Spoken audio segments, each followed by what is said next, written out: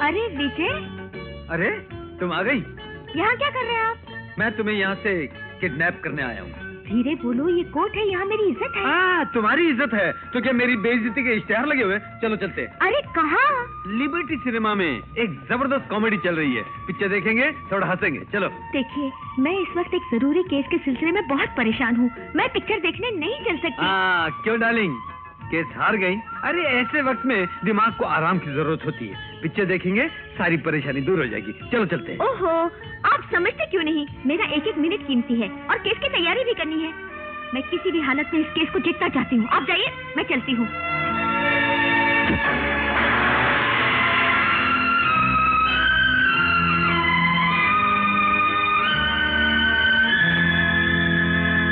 मगर जब supreme court से वही मुजरिम बच जाता है तो वकील उसको छोटे कोर्ट से क्यों नहीं बचा लेता? बेचारे मुवक्किल का पैसा खामखा क्यों बर्बाद करवाता है आपकी दुआ से? अगर छोटे कोर्ट में बचा लिया तो फिर वो वकील स्मार्ट कहां से हुआ, ये कहां से कमाएगा? अच्छा, ये बात है। मगर ये तो बड़ा जुल्म हुआ आपकी दुआ से। आओ ललिता। Hello doctor. खाना खाओ। नहीं, खाना तो मैं घर जाके खाऊंगा। अभी क्या, एक तो ये अपील, ऊपर से हाई कोर्ट से कह रहा हूँ। बैठो ना। इससे कह रहा हूँ। अच्छा, मैं समझा, मुझे बोला। अंकल अचार। दूध ना, दूध। क्या पागल हो गया है? नहीं, दूध। ये क्या है? नहीं, तो खाने का है। ये मांग रहा है।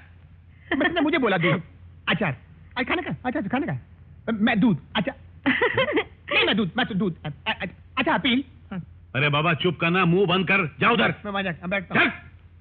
हाँ दीदी, मेडिकल एग्जामिनेशन रिपोर्ट मिले बिना जमानत पर छोड़े जाने वाले मुकदमों के बारे में आपको जानती हैं? लो, इसमें कौन सी नई बात है? अब हाल ही में एक जर्मन लड़की का केस था। प्लीज, आप चुप रहिए। मैं एक लीगल मेडिकल एक्सपर्ट से सवाल कर रही हूँ। आप अपनी टांग बीच में अड़ा रहे हैं। हर बात में राय तो इस तरह देना शुरू कर देते हैं जैसे कानून की दुनिया की पूरी खबरें ज़बानी याद करके बैठे हुए हैं। I am telling you very seriously, दोबारा मेरे कानूनी मामलों में दखल मत देना, प्लीज। हाँ बताइए।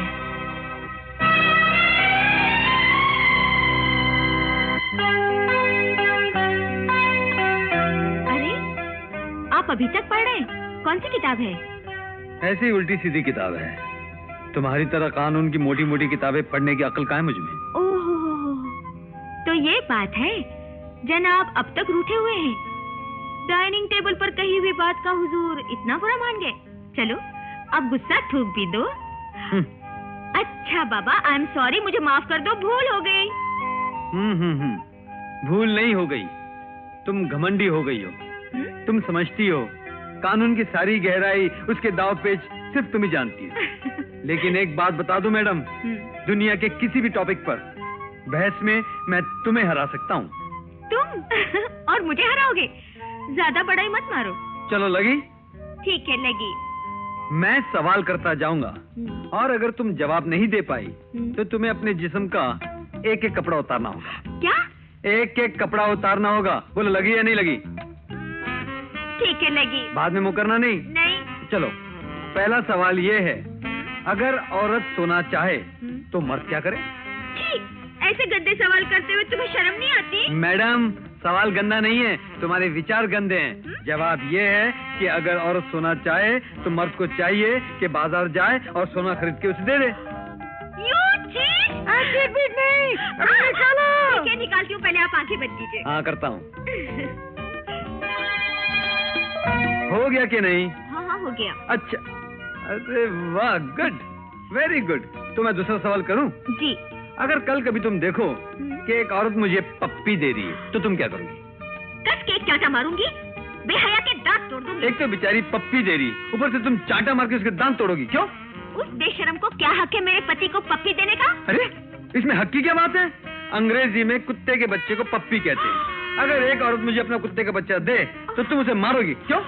मैं तुमसे बात नहीं करती। बात की बात बाद में, पहले नंबर 2 उतारो। अरे नंबर 2 उतारो। अच्छा देखो, मैं आंखें बंद कर रहा हूँ, आंखें खोलूं?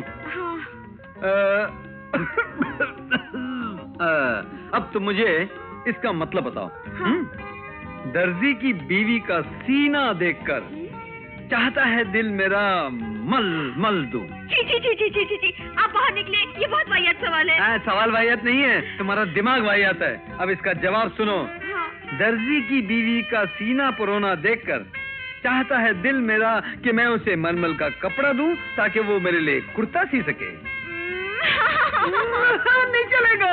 बड़ी होशियारी दिखा रही थी, अकलमंद वकील बन रही थी। अब निकालो तीसरा। निकालो, निकालो, जल्दी करो।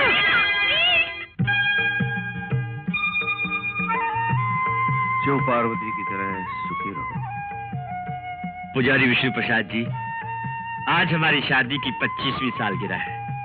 आज ही के दिन 25 साल पहले आपके पिता पुजारी शंकर प्रसाद जी ने हम दोनों का मंगल विवाह किया था।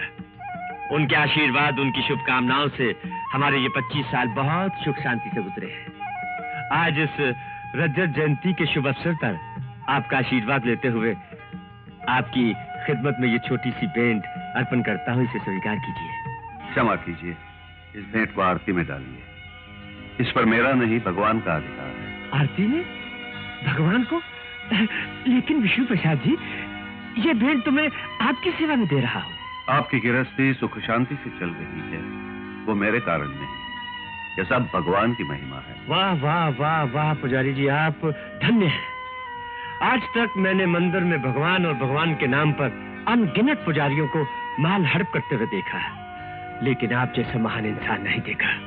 ये देखिए ना, जैसे ये मेरा ड्राइवर शामू है, पिछले 25 वर्षों से बड़ी वफादारी से मेरी सेवा कर रहा है, लेकिन आज तक इसने पगार बढ़ाने के लिए अपना मुंह नहीं खोला। वैसे ही 25 वर्षों से आप इस भगवान की सेवा कर रहे हैं और आपने मेरी ये छोटी सी भेंट देने से इनकार कर दिया। वाह। अरे बेटी, क्या हुआ? कुछ नहीं, थोड़ी पतली हो रही थी। क्या हुआ? What happened? क्यों थे? एसिडिटी बढ़ गई तो उल्टियां कर रही है। उल्टियां आपकी दवा से? क्या बात कर रहे हैं चौधरी साहब, ये एसिडिटी के कारण थोड़ी हो रहा है, ये तो उसके कारण हो रहा है। अब क्या बताओ इनको। अरे आप नाना बनने वाले हैं। नाना? मैं? बेटी हाँ? चल बेटी, चल आराम से चल के लेट जा। डैडी, I'm okay, मुझे कुछ नहीं हुआ। अरे अगर तेरी माँ जिंदा होती ना तो वो तुझे बताती कि लड़कियों को ऐसी हालत में नहीं घूमना चाहिए। आचार, वो जो भी हो, तो काम कर, डॉक्टर ललिता को फोन कर बोलना जल्दी आ जाए। डैडी, उसे फोन करने के बेटी तो बहुत बुद्धि, कोई कभी बात नहीं बनती। चल चल। डॉक्टर ललिता। क्या करता है?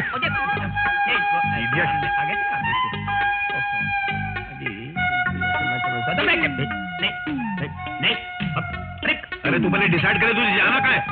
उधर। हाँ, अजीब हो गया ये। दूध नाथ। दूध। कृष्णा है कौन ये कृष्णा? ये मेरा होने वाला नवासा। ओह अच्छा अच्छा। अरे बेटी ललिता। बेटी? क्या? डॉक्टर। तेरी बेटी है वो? नहीं, डॉक्टर ललिता। बेटी क्या है? लड़का? ये लड़की? नहीं, मैंने सुना है डॉक्टरों ने कोई ऐसी मशीन इजाद की जिससे पहले ही पता चल जाता है लड़का होने वाला कि लड़की होने वाली है। अगर तुम्हारे पास मशीन तो मुझसे को मैं मंगवा, डोंट वरी अबाउट दैट। हाँ अंकल, आप खामखा परेशान हो रहे हैं, शोर मचा रहे हैं। साधना को ऐसा कुछ नहीं है। रात भर जाग जाग कर पढ़ाई करने की वजह से एग्जर्शन बढ़ गया है और उल्टी हो गई, बस। गर्भ वगैरह कुछ नहीं है। अचार, दूध। मुझे सबसे पहले खबर किसने सुनाई थी कि मैं नाना बनने वाला हूँ? मेरे ख्याल से शायद मैंने ही बताया था आपको, आपकी दुआ से। मेरी दुआ से? देखिए क्या है जी, जब औरतें उल्टियां करती हैं तो उनका मन खट्टा खाने को करता है, और जब उनका मन खट्टा खाने को करता है तो इसका मतलब उनको बच्चा होने वाला है आपकी दुआ से। मेरी दुआ से? अब मैं तुझे खट्टा खिलाऊंगा, चौधरी साहब, तुझे उल्टियां कराऊंगा, तेरी बीवी की जगह तुझे गर्भ से कराऊंगा। आराम ये हमेशा गलत बातें करता है। मुझे माफ कर दीजिए, आपकी दुआ से। मेरी दुआ से? पापा जी। अरे माफ कर दीजिए। चलो अंकल। पापा। अरे ये क्या, इतनी जल्दी कपड़े बदल लिए? क्या बात कर रहे हैं? मैं तो शाम से यही कपड़े पहने हुए हूँ, इसी लिबास में हूँ। ओह, तो शायद मैं ही सपने देख रहा हूँ। बहुत अच्छे, खड़े खड़े सपने देखने लगे। जाइए, जाके सो जाइए। रोज अकेले सोते सोते बोर हो गया हूँ। तो फिर जाके नौकर के कमरे में सो जाइए। नौकर? छी, उसे क्या काट कर खाऊं? तुम मेरी तकलीफ क्यों नहीं समझती? देखो ना, तुम्हारे डैडी अपने पैदा होने वाले नवासे के लिए कितना खुश हो रहे थे, उसके लिए नाम भी चुन लिया था। उनकी खुशी के लिए हमारी तरफ से कोशिशें, एफर्ट बहुत जरूरी है ना। बिल्कुल नहीं, जब तक मैं पब्लिक प्रोसिक्यूटर न बन जाऊं, मेरे लिए आराम हराम है। और फिर मुझे कल के केस की तैयारी भी करनी है। अरे ऐसे केस तो रोज ही लगे रहते हैं, जरा इस केस की तरफ भी ध्यान दो ना। मुझे काम है, प्लीज आप जाइए ना। देखो Sadhana, Indian marriage act number 25 1955 section I के तहत अगर पति कुछ चाहे और पत्नी इनकार करे तो ये संगीन जुर्म है, और ऐसी हालत में अगर पति अपनी पत्नी का बलात्कार भी करे तो ये जुर्म नहीं है। Do you know that? अरे डू यू नो दैट? ओह, ये बात है। इंडियन पेनल कोड की दफा 105 ऑफ 1860 सेक्शन 375 के मुताबिक बलात्कार एक भयंकर जुर्म है। 6 साल की कठिन सजा भी हो सकती है। You know that? ये कौन सा सेक्शन है? कोई जबरदस्ती का सेक्शन है क्या? देखो साधना, एक शरीफ आदमी की तरह कह रहा हूँ, इज्जत से बेडरूम में आ जाओ। चलो आ जाओ। नहीं, मैं नहीं आऊंगी। देखिए, बेकार भटकने वाले जानवरों का काम है बच्चे पैदा करना। इंसान का कोई मकसद होना चाहिए, हर चीज का समय होना चाहिए। आपके जैसे मैं बेकार नहीं हूँ। जाइए। देखो मैं नर्वी दिखा रहा हूँ और तुम हद से आगे बढ़ती जा रही हो। Now this is too much. आप बहुत बदतमीजी करने लग गए हैं। जबान पर काबू रखो। मैं तुम्हारा पति हूँ, नौकर नहीं, जिसे तुम तमीज सिखा रही हो। तमीज नाम की चीज का आपको एहसास नहीं है, इसलिए याद दिला रही हूँ। ना खुद काम करते हैं, ना दूसरों को काम करने देते हैं। साधना। यस, बिल्कुल ठीक कह रही हूँ। आपको बिना काम किए खा पी कर आराम करने के अलावा आता ही क्या है? बस जब देखो प्यार, मोहब्बत, औलाद, बच्चे। अरे पहले कुछ बनकर तो दिखाइए, मेरे डैडी की फैक्ट्री चलाकर तो दिखाइए, अपने पैरों पर खुद खड़े होकर दिखाइए, तब मैं आपके बच्चे की माँ बनूंगी।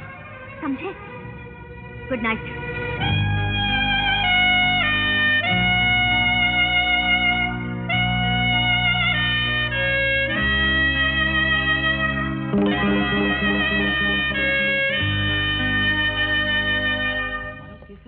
Ladies and gentlemen, there is a wonderful news for Sadhana. Sadhana को पब्लिक प्रोसिक्यूटर बना दिया गया है। अभी अभी ऑर्डर इशू हुए। Congratulations, Mrs. साधना। मुबारक। मुबारक हो Sadhana. Thank you very much. आज का दिन मेरी जिंदगी का सबसे बड़ी खुशी का दिन है। इसी दिन के लिए मैंने दिन का चैन और रातों की नींद हराम कर दी थी। मैं आप सबको इस खुशी में शामिल करना चाहती हूँ। अगले संडे को मेरी तरफ से पार्टी होगी और आप सब वहाँ जरूर आएंगे। Thank you, thank you. Thank you. जी देखो कौन आया। नमस्ते। बहुत बहुत मुबारक। आपका आशीर्वाद। प्रोसिक्यूटर। कैसा गार्ड? मैं एडवोकेट विजय हूँ। वो सब कुछ नहीं चलेगा। साधना तो अंदर जाने देगा वरना नहीं जाने देगा। अरे कमाल के आदमी हो, आप इन्हें नहीं जानते? साधना जी के पति हैं ये। आप आइए सर, ये लो मेरा कार्ड। बदतमीज कहेगा। हाय साधना, सॉरी फॉर द डिले। कितना बदतमीज अंदर गेट पर अंदर आने से रोक रहा था। इस तरह कपड़े पहनकर आएंगे तो जरूर रोकेगा। क्या खराबी है इन कपड़ों में? ओह कम ऑन, कितने बड़े बड़े लोग आए हैं इस पार्टी में। आपको यहाँ सूट पहनकर आना चाहिए था। किस तरह परिचय कराऊंगी आपका इन लोगों से? हस्बैंड कहकर? हस्बैंड? ओह, हमारे वो कानून पढ़कर घर में बुद्ध का अवतार बनकर बैठे हैं। उस पर पार्टी में सूट पहनना भी नहीं आता। इस तरह कहूँ लोगों से? Don't argue with me. Hello, excuse me. करना बेटी। नमस्ते अंकल।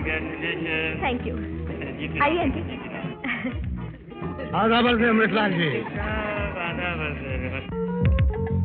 सुनिए, आप उधर जाकर बैठिए ना, अमृतलाल जी आ रहे हैं। प्लीज उठिए, जाइए। थैंक्स।